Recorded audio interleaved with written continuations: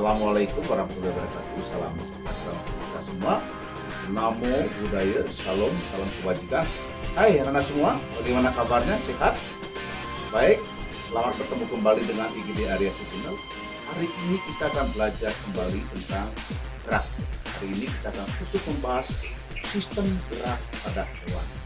Kita mulai ya, tapi jangan lupa klik subscribe dan tekan tombol.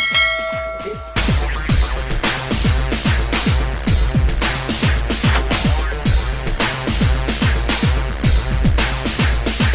Baik, kita akan mulai pembelajaran IPA kita tentang sistem gerak hewan.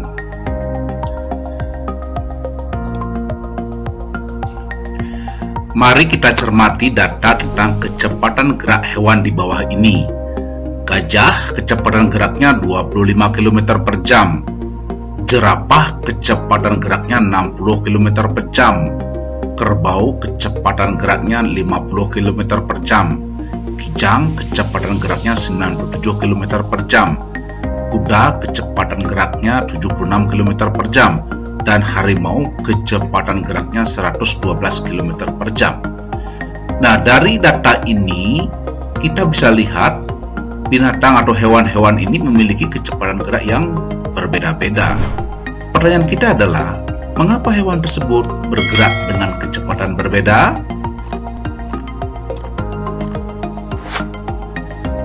Pada bab ini kita juga akan membahas mengapa atau apa tujuan hewan-hewan tersebut bergerak.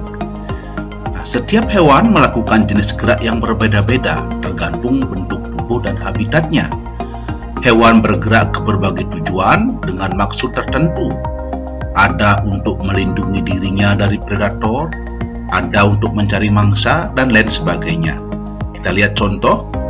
Ikan berenang menghindari serangan anjing laut. Burung elang terbang menangkap ikan di danau.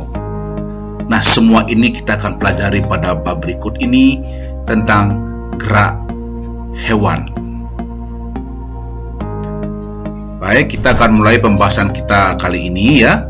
Kita mulai dari gerak hewan dalam air. Dua hal yang mengakibatkan hewan yang hidup di air dapat melayang-layang dan mengeluarkan sedikit energi, yaitu pertama, air memiliki kerapatan yang lebih besar dibandingkan dengan udara. Yang kedua, air memiliki gaya angkat yang lebih besar dari udara. Nah, salah satu bentuk tubuh yang paling banyak dimiliki oleh hewan air adalah bentuk torpedo atau streamline ya.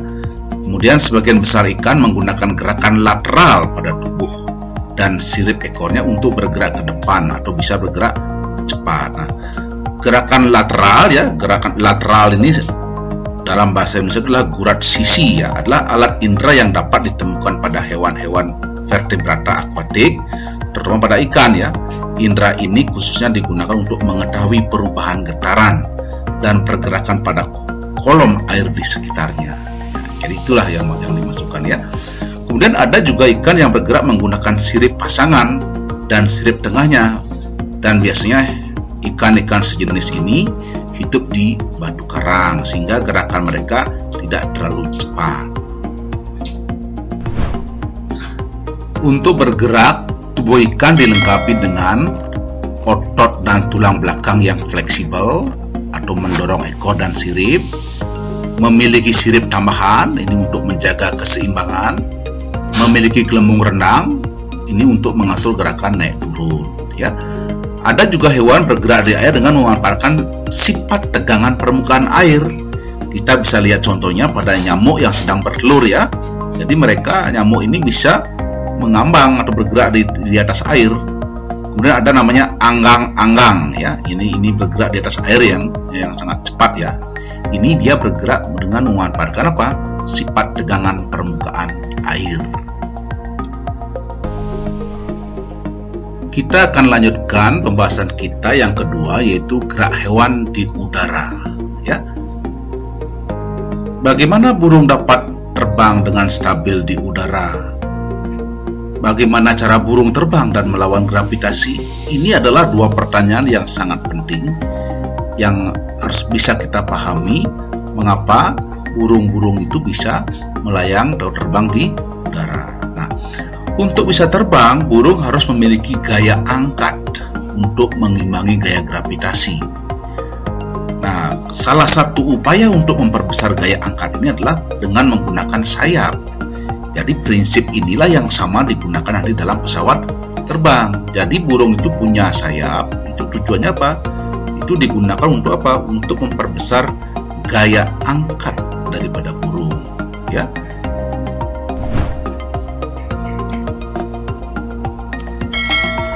Untuk bisa terbang dengan efektif, maka burung itu mempunyai atau dilengkapi oleh alat-alat seperti ya kerangka kuat dan ringan, otot yang kuat dan bentuknya melengkung.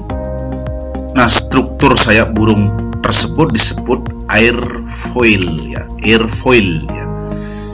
Yaitu apa? Struktur sayap burung yang menghasilkan gaya angkat dan gaya dorong yang efektif untuk pergerakan burung. Nah, hal inilah nanti akan apa? Diadaptasikan pada pesawat terbang ya. Dari mana ini bisa berlaku? Ini ternyata apa? Hal ini sesuai dengan hukum ketiga Newton. Itu apa? Ya, F aksi sama dengan min F reaksi ya. Jadi kita ingat kembali bagaimana hukum ketiga Newton itu ya. Kita akan lanjutkan pembahasan kita yang terakhir, yaitu gerakan hewan di darat. Hewan di darat ini biasanya apa? Memiliki otot dan tulang yang kuat. Nah, mengapa? Nah, hal ini diperlukan untuk apa? Mengatasi inersia. Nah, apa itu inersia? Kita kembali kepada konsep gerak ya. Itu apa? Kecenderungan untuk diam. Ini di hukum pertama Newton ya.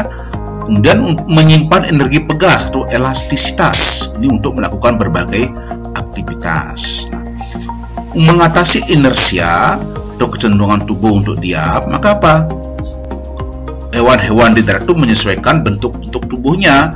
Gajah dan kerbau memiliki massa tubuh yang sangat besar. Akibatnya apa? Untuk bergerak, gajah dan kerbau harus memiliki inersia yang nilainya juga besar. Itu ditunjukkan dari apa? Kaki-kaki mereka yang sangat besar. Nah, itulah yang dimasukkan ya.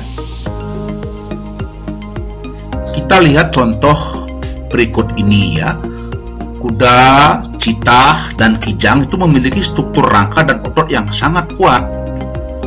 Citah dan kijang itu memiliki bentuk kaki yang lebih ramping sehingga apa? Mampu menyimpan elastisitas yang tinggi.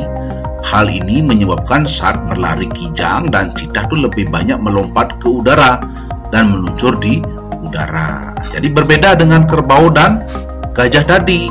Jadi dia memiliki apa? Karena tubuhnya besar, maka kakinya juga besar. Nah, jadi itulah yang dimasukkan ya.